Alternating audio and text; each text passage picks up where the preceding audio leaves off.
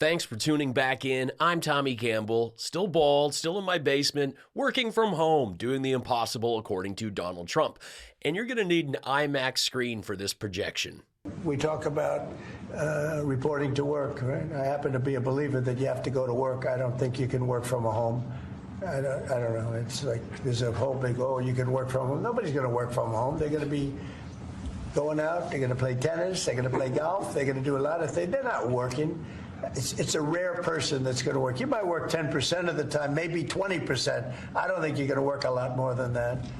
And I think they have an obligation to work, and they have an obligation not to have a second job when they're supposed to be working for the federal government. You're going to find that a lot of these people had second jobs instead of working they'll be collecting a federal government check, and they'll be working two jobs.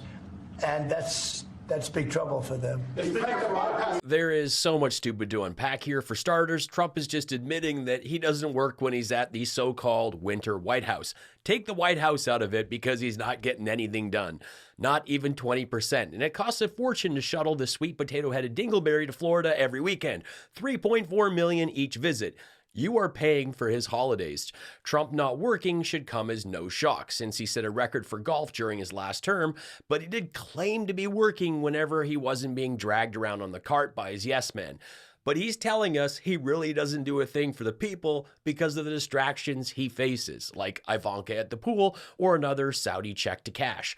Working from home is hard. It takes a lot of discipline to work from home, and this is a frequent discussion I have with my comedy and non-comedy friends that make it work because they are more productive. Most people are tracked by the office anyhow. I mean, I did some writing for a project, and they could see every letter I typed, every revision, all in real time. Do people have the flexibility to pick up their kid from school now if the boss allows them to dip out? Yes. Is that a good thing? No, it's a great thing. My son gets off at 2:30, like middle of the afternoon. It's crazy disruptive if you have two parents going to the office. But Trump relates to no one. He's never picked up Barron from school. I was talking with a friend recently, and we were, having a conversation about our fathers. And like when the workday ended for them, that was it.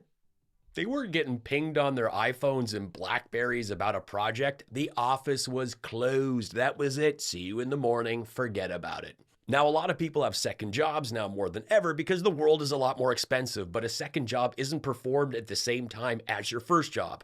I know people that drive Uber while their kids are in karate and bartend a couple nights a week because they have to. Maybe these federal employees that take a paycheck have to have a second job. Teachers made $16,000 a year in 1980, and the median home price was $47,000. In 2024, the median price was $419,000. Teachers took home on average $44,000. And with Trump's tariffs, those prices are going to go way up. This show is possible because I don't go to a studio. I can cook dinner or play with my son, then reshoot, record, edit. Working from home has a lot of distractions, yes. But spoiler alert, so do offices. Subscribe. It is pouring MAGA tears. Kumate Jaroge, pronunciation, is a gold Cybertruck owner from Worcester, Massachusetts. Pronunciation says he has to deal with constant hostility toward him and his family. This is like when you get a face tattoo or do the giant hoop things around the ears, please. I hope my son never does that. And then they get bothered when people are staring at them. Like, the Cybertruck is an eye-catching vehicle. You don't get this and wrap it in gold because you want to be under the radar. This isn't the official vehicle of the Witness Protection Plan. It's the official vehicle of the No Erection Man. Kuwait says he wants to trade it in for another Tesla, but no shocker. The automaker is saying, keep it. It's a car. You cut the tags off your ugly sweater and wore it to a smoky bar. It's yours. You can't just return it because people are making fun of you. Kuwait says, someone even put a Nazi sticker on our truck. My wife and kids don't deserve this. In fact, the constant harassment has scared our kids. And now my wife refuses to use the Cybertruck altogether. I don't like seeing swastikas anywhere. But when you put a giant gold sticker on your President Space Karen Express, things may start happening. I'm amazed this guy has a wife. In fact, I want to know more. Oh, there's his Instagram. He is a bow-tied doctor specializing in liposuction and hair transplants, two of Trump's favorite procedures. Oh my, looking at these images, folks, I'm going to stick with a hat, okay? I don't need to do the hair thing. I love the comments. I didn't think a Cybertruck could be uglier, but somehow you did it. I also like the song on his video is Unstoppable when he's quoted saying he can no longer handle the constant harassment. Also, go to Cyberstuck on Reddit. It's hilarious. I was actually excited when the Cybertruck was announced because I like ambitious designs. This was years ago, 2019, but the specs at launch vastly differed from what they delivered. It was supposed to be under 40K, have over 500 miles of range, a boat mode, bulletproof, lasers for windshield wipers, have a retracted ramp. I mean, it's like the kid in me was impressed. It's like a crazy skyscraper. Okay, interesting, but wouldn't want to live in that condo. Wild designs do inspire people, but every Cybertruck you see is just a big shiny drunk polygon reminding everyone that Elon shouldn't be allowed to make decisions. Now, since we're talking Nazis, Kanye West used an ad on Sunday during the big game to direct shoppers to his website. What's up, guys?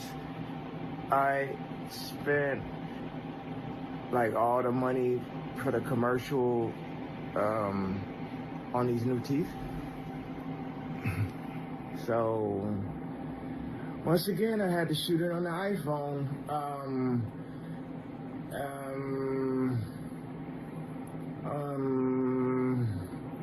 The thing is, he was only selling one product, a t-shirt with a swastika on it. And if there's any confusion if this was supposed to be like a different interpretation of the symbol, I mean, the product was labeled HH01. The ADL says this is code for Heil Hitler. Kanye started selling the shirt shortly after going on an anti-Semitic tirade on social media, and orders of the shirts were processed by Shopify, Canada's second biggest company, worth $150 billion, with an ultra MAGA owner who criticized Canada's response to Trump's tariffs because he's a billionaire and pro-Trump. The big game aired on Fox that approved his ad without following the link. Or did they? The NFL felt it was fine to air this ad during the same game that they had End Racism removed from the end zone. Remember, Trump had Kanye in the Oval Office. This guy is horrible. People look up to him and he's spending millions to direct them to his shirt. A recent study by Claims Conference revealed that 23% of millennials think the Holocaust is a myth or has been exaggerated. Terrifying. Let me give you another Oscar-nominated film recommendation, A Real Pain, written and directed by Jesse Eisenberg.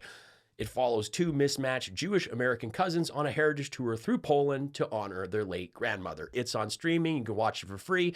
They do visit a concentration camp. These horrors were not made up, and don't let people tell you otherwise. The other team, the quarterback really knows how to win. He's a great, great quarterback. So game prediction? I hate to do it. I just say that I've watched this great quarterback who has, by the way, a phenomenal wife, okay? She's a Trump fan, she's a MAGA fan, so I happen to love her, okay? But she's a great person. I watched her being interviewed. I said, well, that's pretty good. But she's great, and he's great. I guess you have to say that when a quarterback wins as much as he's won, I have to go with Kansas City. He's about to attend the big game, the first time a sitting president's done this, and he cannot name the defending champion. I think he was just BSing this entire time until he could remember who's even playing. This is like going to the Return of the Jedi premiere and being interviewed about your love for Star Wars on the red carpet. You know, I love the guy with the electric sword, the one that kissed his sister. You know, I wish I could kiss my daughter like that. She's so hot, but he has the Force, and I just force myself on women. I'm going to see Star Trek. It's going to be phenomenal.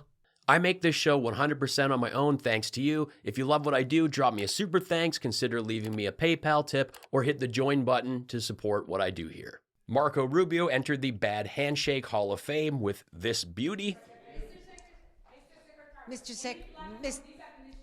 Nailed it. Okay, worse or better than what J.D. Vance did? Let me know in the comments. Now, speaking of J.D. Vance, Do you view Vice President J.D. Vance as your successor, the Republican nominee in 2028? No, but he's very capable. I mean, I don't think that I think you have a lot of very capable people.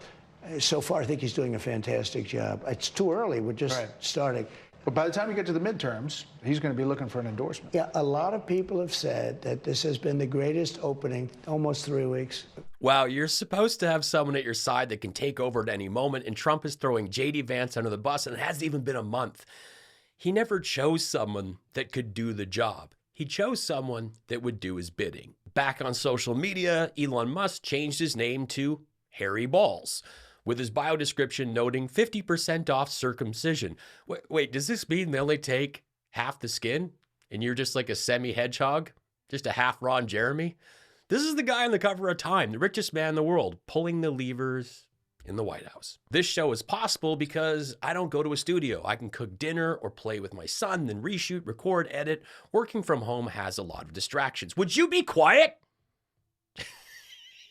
You don't get this and wrap it in gold because you want to be under the radar. This isn't the official vehicle of the Witness Protection Plan. It's the official vehicle of the No Erection Man.